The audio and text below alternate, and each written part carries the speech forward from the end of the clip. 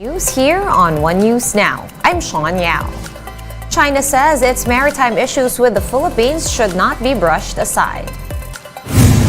Chinese Vice Foreign Minister Sun Weitong said that the bilateral consultations between the two countries, adding that both Beijing and Manila have been able to manage these issues through, quote, friendly dialogues and consultations. During his visit to China earlier this year, President Marcos, the two sides agreed that maritime issues are not the entirety of China-Philippines relations, and we should not allow specific differences to define our bilateral relations or allow certain disputes to stand in the way of overall cooperation. On the other hand, Filipinos are still worried about the ongoing territorial issue with China. Philippine Foreign Affairs Undersecretary Teresa Lazaro assures that they are ceaselessly pursuing discussions with Beijing on how to resolve these issues.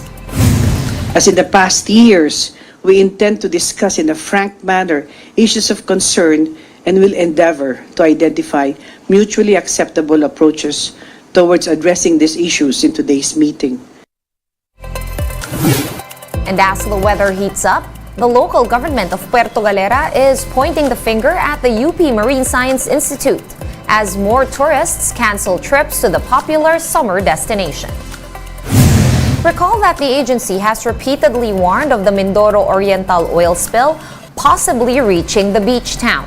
In an interview with Radio 5, Puerto Galera Mayor Rocky Ilagan said that these pronouncements are causing trouble for the lives and livelihood of Puerto Galera's locals.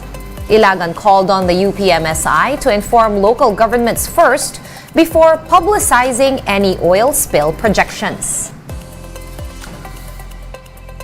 On Wednesday, UPMSI released a bulletin saying that the oil leak will reach the Verde Island Passage, which encompasses Puerto Galera. Mayor Ilagan wants to clarify that there is currently no trace of oil in the seas of Puerto Galera. Ako naman nakikiusap sa itong kanilang bolang kristal patayin na muna nila itong kanilang bolang kristal dahil hindi na nakakatulong hindi na ito nakakatuwa. Nakakapiko na ito dahil hanap buhay na ng aking mga kababayan ang naapektuhan. And over 100 students of Gulod National High School Extension in Cabuyao City, Laguna were rushed to hospitals after passing out at a fire drill yesterday. Several grade 8 to 9 students were under the sun for about 1 hour without water or shade. Doctors said the students passed out from dehydration and hypoglycemia, or the sudden drop in blood sugar level. An investigation revealed that the fire drill was unannounced and the local government was unaware of it. The parents of the students are now considering to file complaints. So far, most of the students are already home, with 3 still under monitoring due to comorbidities aggravated by the heat. More stories still to come after this quick break. Stay with us here on One News.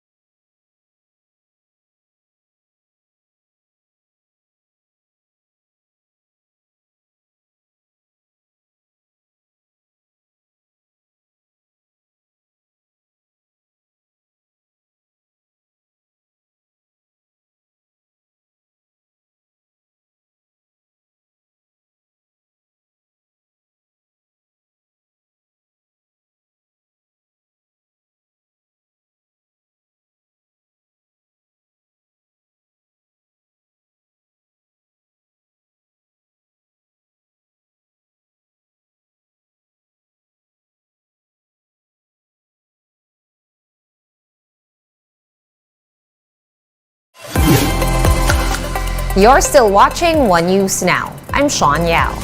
Several business groups are opposing the proposed charter change. These include the Makati Business Club, the Financial Executive Institute of the Philippines, or FINEX, and 4 other organizations. In a joint statement, the group said that the lengthy and difficult process of CHA-CHA could turn off potential investors. They also pointed out that Congress has already passed laws to amend specific economic provisions in the Constitution to address trade barriers, relax foreign ownership limits, and encourage investment in public utilities. The organization suggests that the House should instead focus on passing the tax reforms that are still languishing in the lower chamber. Senator Robin Hood Padilla received a major boost from the House of Representatives as some House leaders are reportedly willing to give in to the Senate's demands on the issue of charter change. Mayan Los Baños with the details. A crucial breakthrough for charter change. This is what Senator Robin Padilla happily reported on Thursday. This after Congressman Richard Gomez said that the lower house is now amenable to having constituent assembly as the mode for charter change. But that's not all.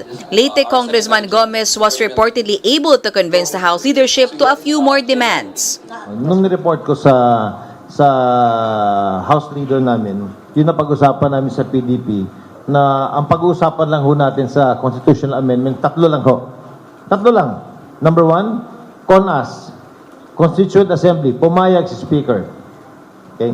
Pangalawa, economic provisions lang yung pag-uusapan natin. Pumayag si Speaker. Pangatlo, voting separately. Pumayag si Speaker. Yan yung stand ng House. So we agree on all the conditions that the Senate wants. Recall that earlier this month, over 300 representatives voted in favor of Constitutional Convention or CONCON as the mode for amending the charter. Gomez said that the House Committee on Constitutional Amendments Chairman Rufus Rodriguez also had a change of heart and is now willing to support CONAS. But there is still no confirmation on this from the lower house. For now, Senator Padilla will be wrapping up hearings and will go straight to writing a committee report. Paiksiin na po natin, mag-save na rin po tayo ng kuryente at ng panahon. Napakaganda po nitong naganap na to. CHA-CHA proponents insist that only economic provisions will be touched, but Padilla hopes to tinker some on the political side later on. Hindi ako titigil hanggat hindi natin naaayos ang political structure ng bansa. Susunod dyan, gusto ko naman regionalization ng mga senador. But before all that, Padilla needs to secure support from his fellow senators in pushing for charter reforms through CONAS. Reporting for News 5, Mayan Los Baños, we are One News. One News Now will be back at 5:30 p.m. I'm Sean Yao. We are One News.